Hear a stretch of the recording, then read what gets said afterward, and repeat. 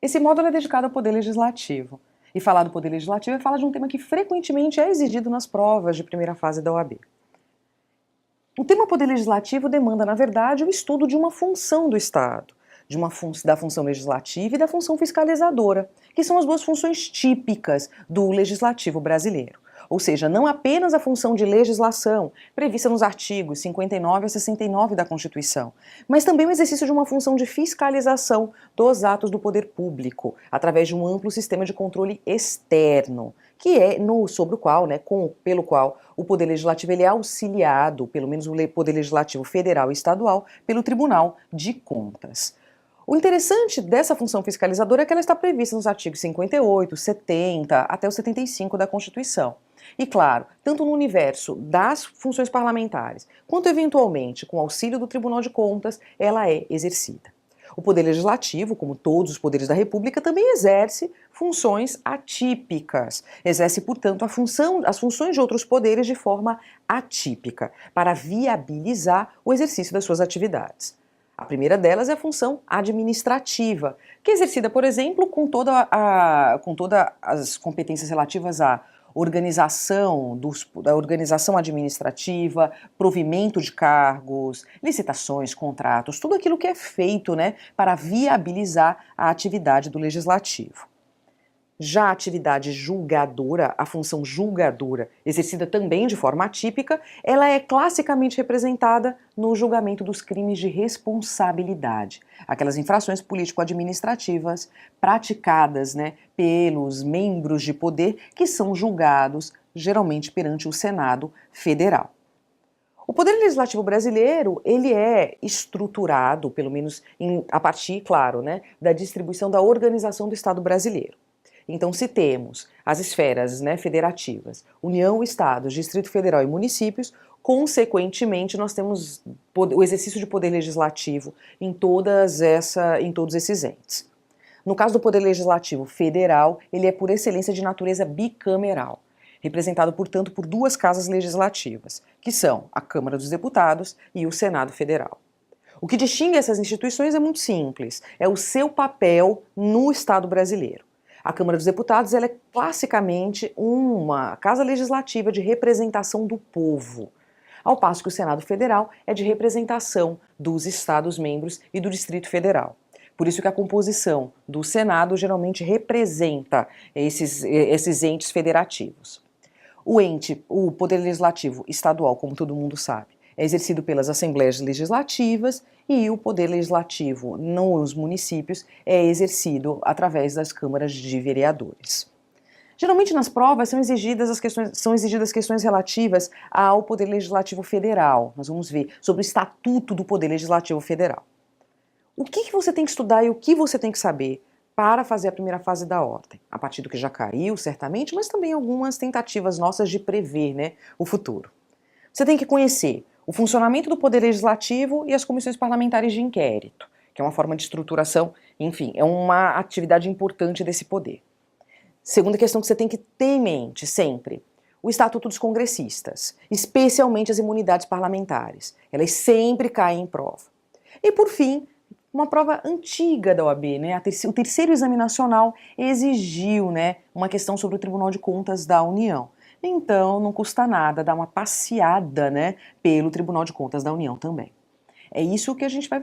São esses os temas que nós vamos abordar nessa aula.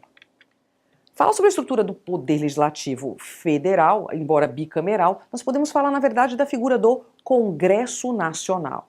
O Congresso Nacional, na verdade, ele é composto pelas suas duas casas, Câmara e Senado. O Congresso Nacional, ele tem as suas atividades, geralmente elas ocorrem no exercício da chamada função sessão legislativa, que corresponde à espécie do ano parlamentar. O que isso quer dizer? Quer dizer que essa sessão legislativa, ela se inicia no dia 2 de fevereiro de cada ano e se encerra no dia 17 de julho de cada ano. Depois há um intervalo, enfim, o Congresso Nacional, ele retorna no dia 1º de agosto. e continua a trabalhar até o dia 22 de dezembro. Esse é o período que corresponde à sessão legislativa. Fora desse período, nós temos o recesso parlamentar, os parlamentares entram em recesso. Nada impede, claro, que durante esse período eles sejam convocados extraordinariamente, para exercer algumas funções que são importantes do poder. E claro, essa convocação extraordinária, ela está submetida certamente a requerimentos. Por exemplo, a convocação extraordinária pode acontecer quando houver uma necessidade de convocação para deliberação sobre matérias, como a partir de provocação do presidente do Senado Federal, situações como decretação de estado de defesa, estado de sítio e tudo mais que dependem da apreciação do Congresso Nacional para se efetivarem. E, por fim, a convocação, do presidente da República, dos presidentes das casas legislativas também, a partir do requerimento da maioria absoluta dos membros do Congresso Nacional. A ideia sempre é que essa convocação extraordinária ela ocorra em situações de urgência, de emergência, que realmente demandem essa retirada, dos parlamentares de seu recesso. E se não for assim, nós teríamos, na verdade, uma interferência, sobre a atividade do Legislativo. A rigor, as casas elas trabalham de forma distinta, tá? Então nós temos o funcionamento da Câmara e o funcionamento do Senado, a partir das suas competências constitucionais. Mas é possível que as casas elas se reúnam em sessão conjunta para a deliberação de determinados temas. Que temas são esses? Vou trazer agora, trouxe um slide para você. O artigo 57 da Constituição, ele fala que as casas legislativas elas se reúnem em sessão conjunta para inauguração da sessão legislativa, que, como eu disse para vocês, ocorre no dia 2 de fevereiro de cada ano, elaborar regimento e regular a criação de serviços comuns, claro, para poder, enfim, organizar aquela estrutura, receber o compromisso do presidente e do vice-presidente da República, é aquilo que acontece no 1º de janeiro, a cada 4 anos, quando está todo mundo em casa, cansado, não aguenta mais a festa do dia 31, para assistir à sessão conjunta, do compromisso do presidente e do vice. Conhecer do veto, a questão do veto no processo legislativo do presidente da República e deliberar sobre esse veto. E também discutir e votar a lei orçamentária. Tudo isso é caso de sessão conjunta das casas legislativas.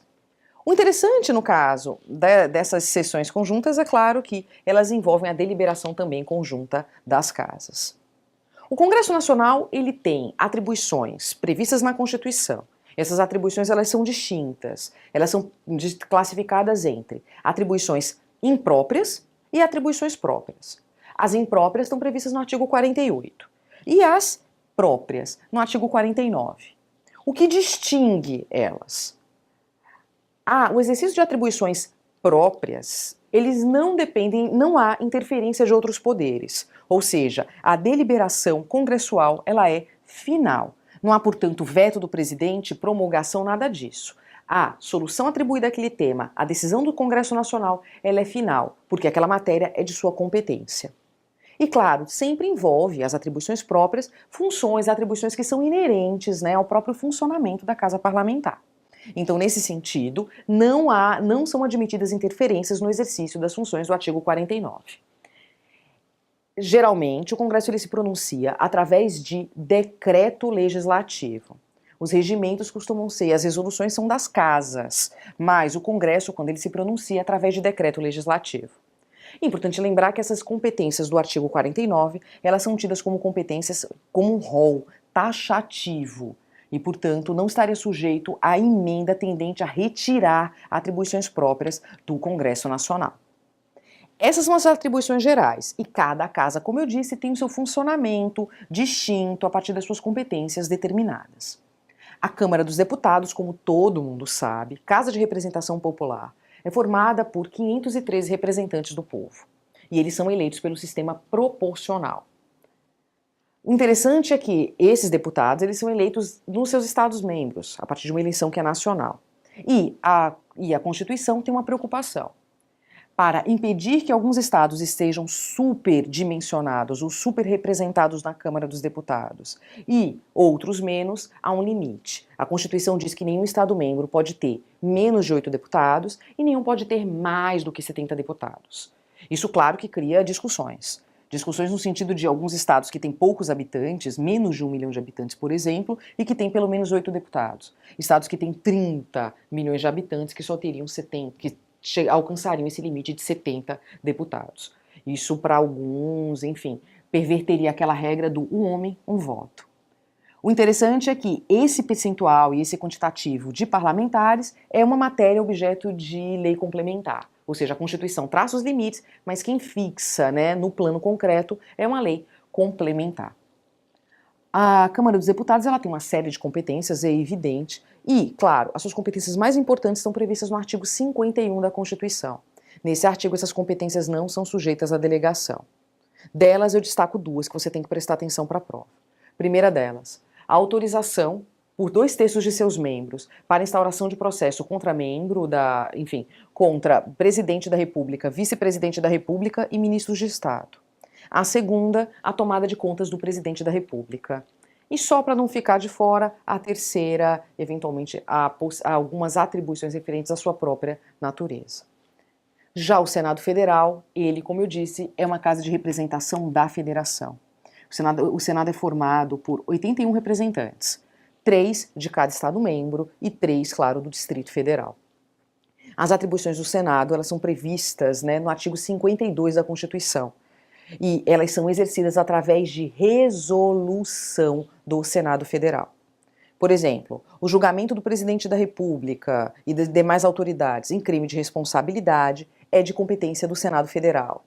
A aprovação por voto secreto sempre, após a arguição pública, de ministros do Supremo Tribunal Federal, ministro do Tribunal de Contas da União, governador de territórios, presidente do Banco Central, procurador-geral da República, tudo isso é competência do Senado, eles que aprovam a indicação.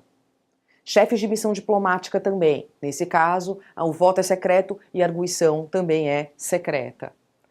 A questão da aprovação, né, por voto da maioria absoluta de seus membros e, claro, isso é importante ter em mente. E também, claro, a partir de uma votação também secreta, da exoneração do Procurador-Geral da República antes do período, né, imaginado, também é competência do Senado. E, claro, né, a suspensão no todo ou em parte da lei declarada inconstitucional. Essas são as principais competências, por assim dizer, do Senado Federal. Eu trouxe essas atribuições gerais porque elas caem na prova. E para provar isso, eu trouxe uma questão para vocês. Essa questão nos permite transitar, na verdade, pelo funcionamento da Casa Legislativa. Observem que ela se refere ao Congresso Nacional e suas respectivas casas se reúnem anualmente para atividade legislativa. Com relação ao sistema constitucional brasileiro, assinala a alternativa correta. A. Legislatura, o período compreendido entre 2 de fevereiro a 17 de julho e 1º de agosto a 22 de dezembro. Não, isso aqui vocês já sabem que corresponde à sessão legislativa, que é aquela espécie do ano parlamentar. Mas a questão que fica é, o que é legislatura? Legislatura é o período de cada 4 anos em que há a renovação das casas do Congresso Nacional. Os deputados federais, eles são eleitos para mandato de 4 anos. E a cada 4 anos nós temos a renovação da casa a partir, claro, das eleições, que são periódicas. No caso do Senado Federal, nós temos a eleição, né, dos senadores para um mandato de 8 anos. A questão é que, para permitir esse funcionamento do Congresso, à base dessa legislatura de 4 anos, no Senado Federal há sempre uma renovação parcial. Por exemplo, numa eleição são trocadas, né, 1/3 das cadeiras do Senado, a eleição para 1/3 das vagas do Senado. Na eleição subsequente, 4 anos depois, são trocadas as cadeiras de 2/3 do Senado Federal. Ou seja, a cada 4 anos nós temos uma nova composição do Senado, mas com a permanência de alguns membros, enfim, da legislatura anterior. Legislatura, portanto, corresponde ao período de 4 anos, e é que se refere ao funcionamento, né, das casas legislativas. Vamos voltar para a questão. Aqui na alternativa B, fala-se que a sessão legislativa corresponde aos 4 anos equivalentes ao mandato dos parlamentares. Não é, aqui nós estamos nos referindo justamente à legislatura. C. Sessão conjunta, a reunião da Câmara dos Deputados e do Senado, destinada, por exemplo, a conhecer do veto presidencial e sobre ele deliberar. Exatamente. D. Sessão extraordinária. Aqui ocorre por convocação ou do presidente do Senado ou da Câmara dos Deputados ou da Presidente da República e mesmo por requerimento da maioria dos membros de ambas as casas, para excepcionalmente inaugurar a sessão legislativa e eleger as respectivas mesas diretoras. Tá tudo certo. Sabe o que está errado? O objeto. A inauguração da sessão legislativa e a eleição das mesas diretoras, elas acontecem a partir da sessão conjunta. Não é necessário uma sessão ou uma convocação extraordinária. Com isso, vocês veem que é uma questão boba, né? Mas que dá um certo trabalho para responder. Após estabelecermos as regras gerais do funcionamento do Congresso, agora é importante falar sobre a estruturação do Congresso Nacional. O Congresso Nacional ele é dividido, ele é composto, né, por comissões parlamentares. Essas comissões são previstas no artigo 58 da Constituição. Essas comissões podem fazer muitas coisas, como discutir e votar projeto de lei, realizar audiência pública, convocar ministro de Estado, solicitar depoimento de qualquer cidadão, receber representação contra atos e omissões das autoridades. Enfim, uma série de funções, todas necessárias para o exercício das suas atividades. As suas comissões parlamentares, elas são divididas geralmente, ou elas são formadas a partir de matérias. Nós temos comissões que são previstas expressamente na Constituição, outras são decorrentes do regimento interno. Elas podem ser temporárias ou elas podem ser permanentes. Nós temos comissões permanentes conhecidas, como a Comissão de Constituição e Justiça, Comissão de Finanças e Orçamento, e temos algumas comissões sobre temas bem específicos, direitos da mulher, minorias e tudo mais. Do universo das comissões, nós e as provas sempre se apegam especificamente a uma delas, que é uma comissão de caráter temporário. A Comissão Parlamentar de Inquérito, a famosíssima CPI. O que é a CPI? A CPI é uma comissão temporária que se presta à investigação de um determinado tema. A CPI ela pode ser criada no âmbito da Câmara dos Deputados, no âmbito do Senado Federal ou por ambas as casas. Ela é instaurada a partir do requerimento de um terço dos membros de cada uma das casas ou do Congresso Nacional. Esse requerimento, certamente, consagrado esse requerimento, segundo o STF, é necessária a instauração da CPI. Ela serve, como eu disse, para a apuração de um fato determinado. É um fato específico, delimitado. E por um prazo certo. Nada impede, certamente, que ao longo das investigações surjam outros fatos, mas não. A ideia é que o fato seja determinado. E o período é um período certo. Claro que esse prazo, pelo menos de início da CPI, ele tem um certo prazo, claro, a determinação e a vinculação desse prazo ao que se espera, né, para a finalização das investigações. É possível também a prorrogação sucessiva das CPIs. O Supremo Tribunal Federal diz que o único limite é a legislatura, para que os novos parlamentares não recebam, né, deveres da legislatura anterior. Claro que toda CPI ela deve envolver tema que tem a ver com as respectivas funções, tá? As competências respectivas do ente. Então, por exemplo, se a CPI ela é federal, ela deve corresponder a temas, né, enfim, de competência da União. A CPI ela não julga, ela somente investiga. Para investigar, ela tem, segundo a Constituição, poderes de investigação próprios das autoridades judiciais. É interessante porque as autoridades judiciais elas não têm poderes de investigação, né? Mas vamos lá. É possível, por exemplo, que os membros da CPI, eles requeram diligências, tenham acesso a documentos públicos, convoquem ministros de Estado, convoquem pessoas para depor, ou são indiciados, ou são testemunhas. A lei que regulamenta a CPI, inclusive, permite que essas testemunhas elas sejam conduzidas coercitivamente para a CPI. Mas lhes é assegurada às testemunhas, no caso, as testemunhas elas têm o dever de prestar seu depoimento, mas ninguém é obrigado a se autoincriminar perante uma CPI. Nessas investigações, ou melhor, nessas oitivas, né, de testemunha, é permitida, e de indiciados, é permitida a presença de advogados. Todas essas convocações, meninos, elas são certamente, né, objeto de decisão, devem ser antecedidas de decisão motivada dos membros da comissão. A CPI, ela está submetida certamente à cláusula de reserva de jurisdição. Possuir poder de investigação próprio da autoridade judicial não significa que o legislativo vá se substituir à atividade judicial. Nós temos matérias que somente, nós temos temas, violação a direitos ou limitações a direitos que somente podem decorrer de decisão judicial. Como, por exemplo, a quebra a interceptação de ligações telefônicas. Para proceder a essa interceptação, cabe aos membros da CPI fazerem seu requerimento perante o Poder Judiciário para que ele autorize.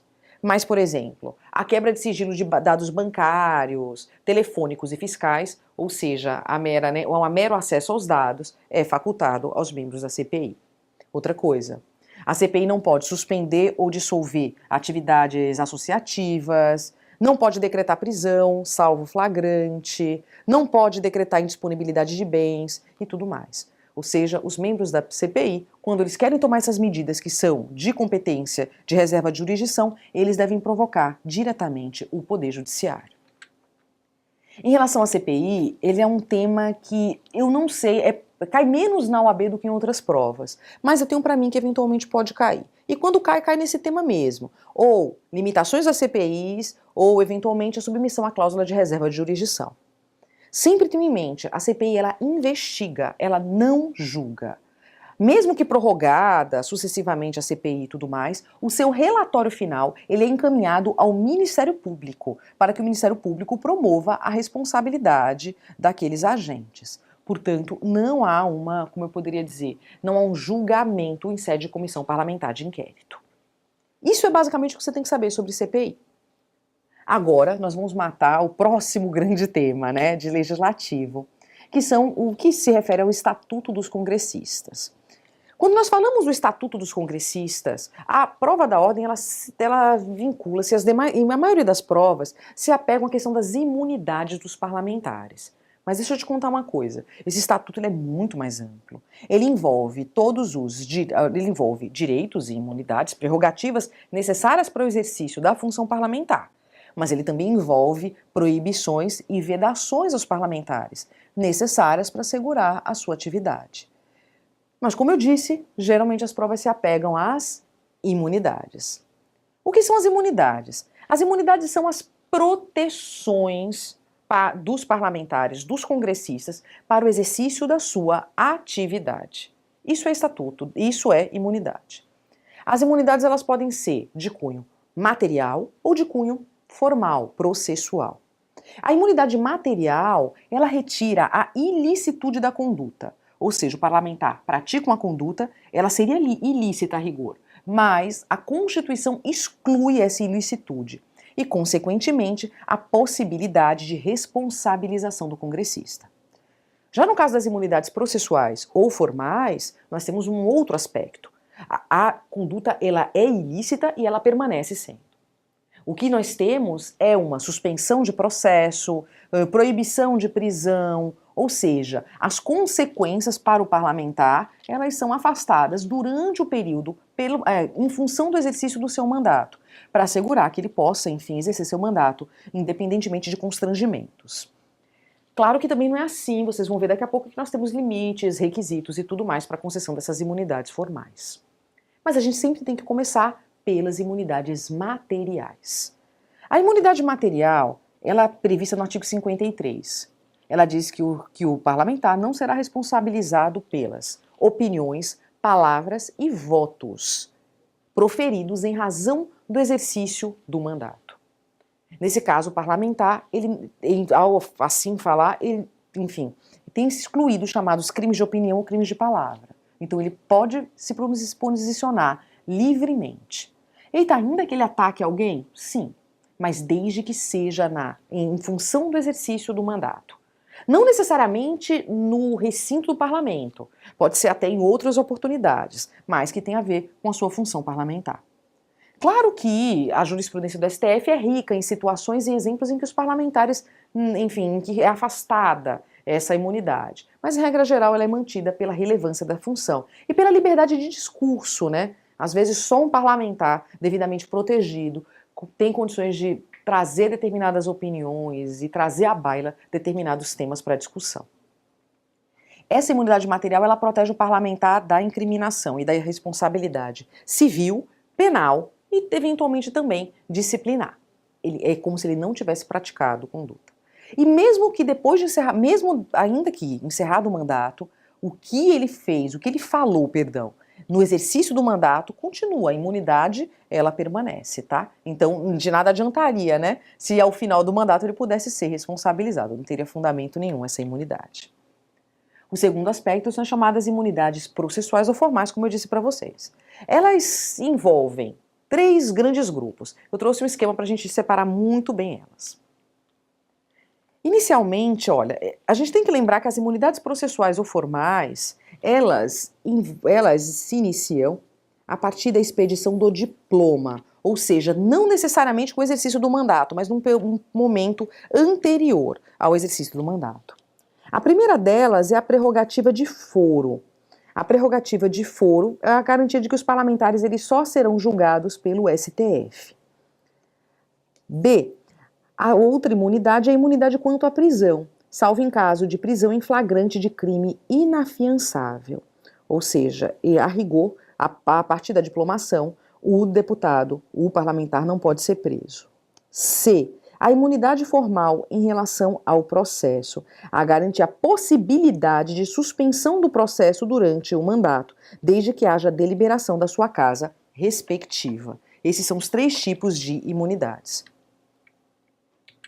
Falar sobre a imunidade, ou a imunidade no caso processual, beleza, prerrogativa de foro, o parlamentar só é julgado pelo STF. Segunda hipótese, o chamado imunidade contra a prisão.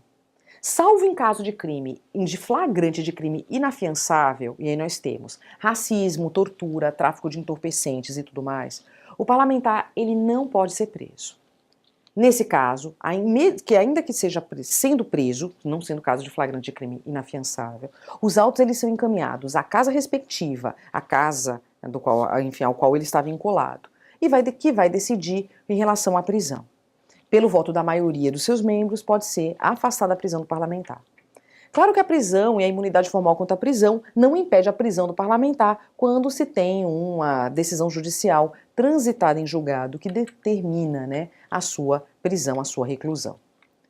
A segunda imunidade, que é a imunidade formal contra o processo, ela garante a possibilidade de sustar o andamento da ação. E claro, essa sustação do andamento da ação suspende, consequentemente, o prazo prescricional. Tem-se a situação em que todas as vezes em que recebido uma denúncia contra um senador ou um deputado por um crime cometido após a diplomação, cabe ao STF, que tem competência para julgá-lo, encaminhar esse processo para a Casa Legislativa.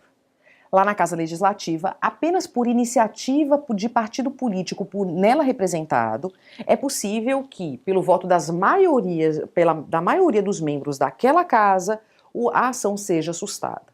Ou seja, o Supremo não precisa pedir à casa respectiva a continuidade da ação. Ele deve mandar para a casa, mas apenas por essa provocação do partido político é que se pode iniciar um procedimento para assustar, eventualmente, o andamento da ação. E é claro que o prazo prescricional, nesse período, ficará suspenso. Os parlamentares eles têm outras imunidades, por exemplo, desobrigação de testemunhar em relação a informações recebidas em razão do mandato, a questão da exceção a todos imposta na lei, que é a possibilidade de que mesmo, ainda que parlamentar, ainda que incorporado, né, ainda que militar, ele só pode ser incorporado às Forças Armadas com autorização dos membros da sua casa. Vocês vão ver aqui no resumo que eu passei para vocês muitas questões sobre imunidade parlamentar. E certamente a questão do alcance dessas prerrogativas, que se referem, por exemplo, à necessidade de que essas imunidades elas persistam em estado de sítio, de defesa, a possibilidade de o fato de que o parlamentar ele não vai perder o mandato quando ele é investido no cargo de ministro de Estado, quando ele é licenciado da casa por crime, enfim, num período para cuidar de assunto particular. São todas questões que são importantes e que você deve prestar atenção para a prova da ordem. E por fim, o que você também tem que prestar atenção? O exercício de função fiscalizadora. A minha sugestão é que você leia com muita atenção essa instituição, o Tribunal de Contas da União. O Tribunal de Contas da União sendo, certamente, um órgão de controle externo que é auxiliar do Poder Legislativo, cujos membros, alguns deles, são indicados pelo próprio Legislativo, outros são indicados pelo chefe do Poder Executivo. O fato de que nós temos um Tribunal de Contas da União vinculado ao Legislativo Federal, Mas nós também temos os tribunais de contas estaduais. Nos municípios, a função de fiscalização é exercida pela Câmara dos Vereadores. A questão das funções do Tribunal de Contas da União, especificamente a função de apreciar contas, julgar contas no caso dos administradores de verbas públicas em geral, enfim, todas as funções do artigo 71. Você tem que ler com calma e eu vou trazer questões não apenas do AB, mas de outros concursos para que você treine as funções do Tribunal de Contas da União. Porque eu não sei, vai que cai esse tema na prova e você não está preparado, né? É melhor estar preparado para tudo. Com isso, eu encerro essas linhas gerais do Poder Legislativo e te convoco para assistir outras aulas. E é uma convocação ordinária, não é extraordinária não. Te convoco para assistir as próximas aulas do nosso curso Super Dicas. Até lá!